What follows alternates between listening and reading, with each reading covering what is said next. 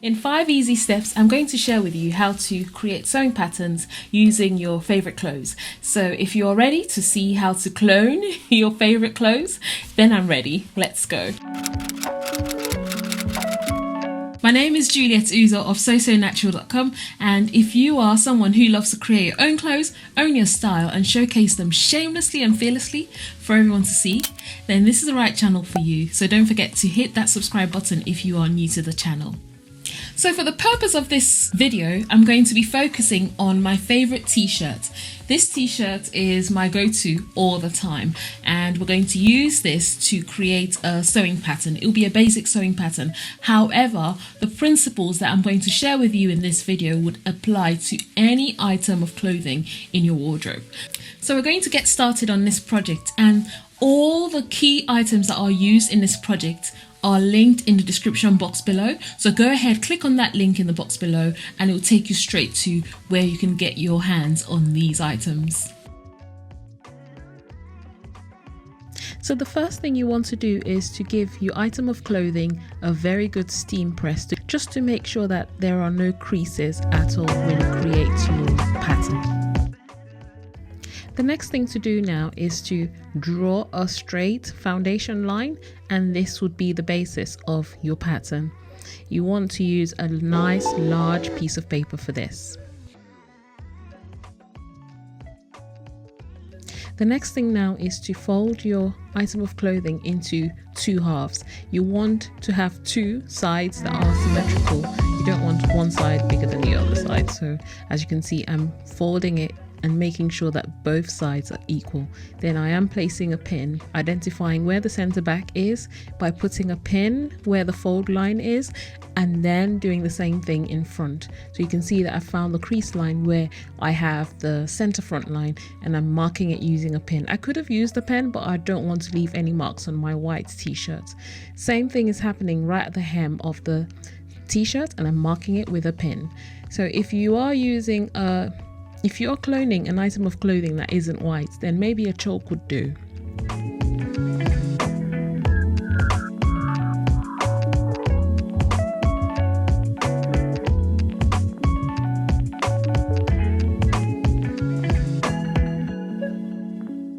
For this next step, 3 tools are needed.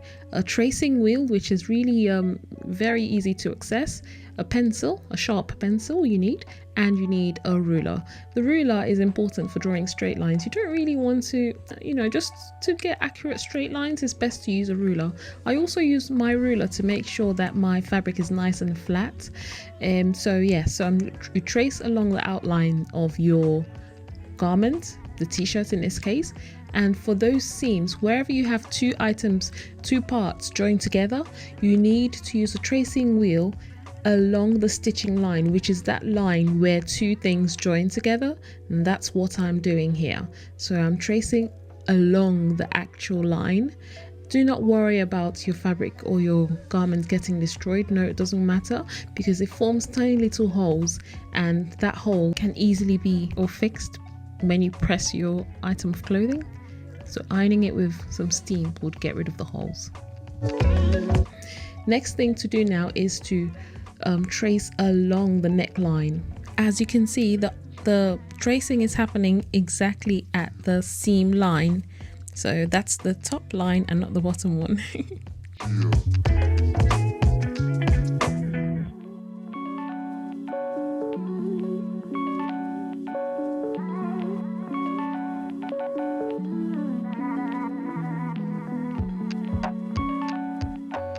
So now that the front has been traced out and the outline's been drawn out, it's time to move on to the back.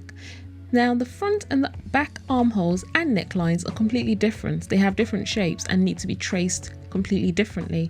We have gone with the same side, but later on we're going to fold it over, trace again, and then cut it out to get our front and our back pieces. So when they're traced out, we need to make sure we draw along the outline and fold over, trace, and then cut them out. But do not forget to label each part. It's really important to do that.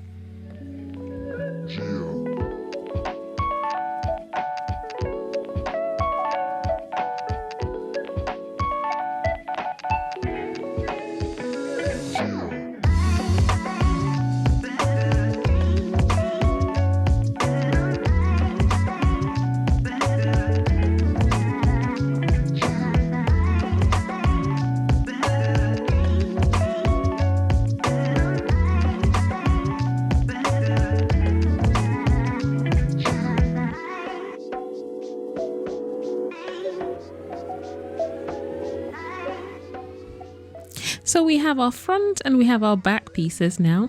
And the next step is to make sure we have some seam allowances added. So what we did was we traced along the actual stitching lines, but now we need to add seam allowance to enable us to get the exact same size garment that we had to start with. I have chosen to go with a half inch seam allowance added around the entire pattern piece.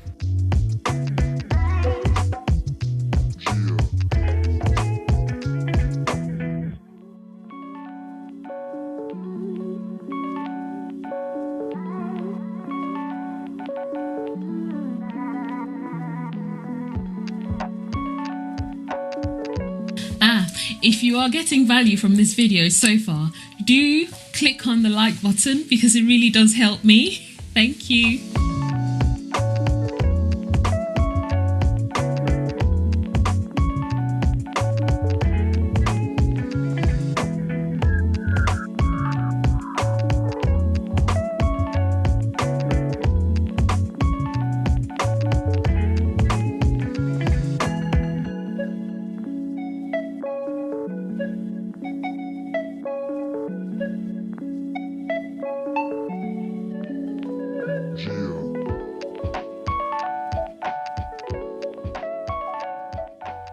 Since our front and back pieces have completely different armholes and necklines, we have to treat them differently. So we have the neckline and armhole traced out, we're adding seam allowance. I used half an inch like I said earlier. So we're going to cut them out. So we don't cut them out together, we're going to cut them out separately.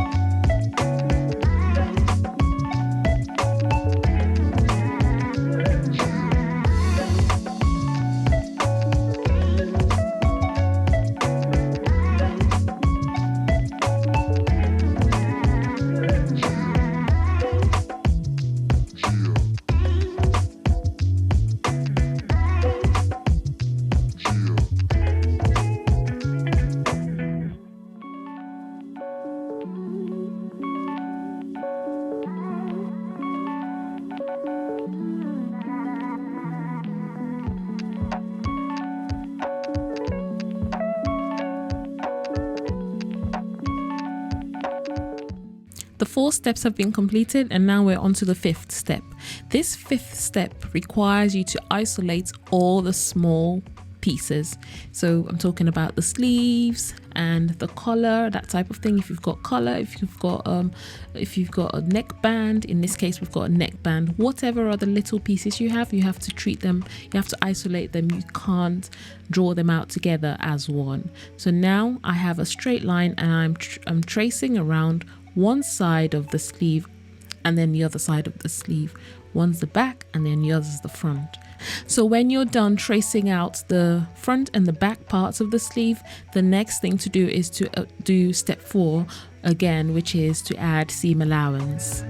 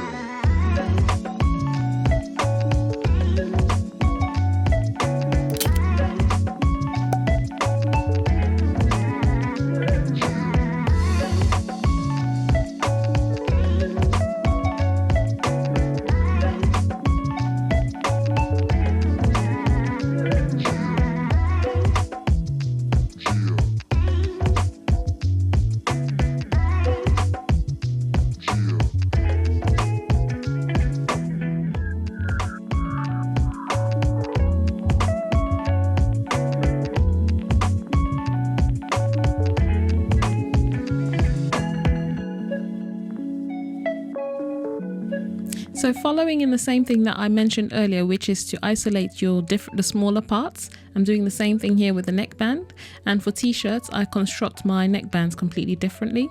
I measure out the neckline and then I draw it out on a sheet of paper. I'm going to make my neckband 2 inches wide, and it would have 1/2 inch seam allowance, which would get folded over. But yeah, so this part, what I do is I cut it all out.